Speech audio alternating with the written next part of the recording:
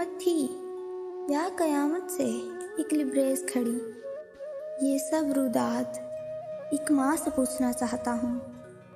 बच्चों को लेकर होते हैं माँ बाप के कई ख्वाब, मैं उस माँ का ख्वाब एक माँ से पूछना चाहता हूँ।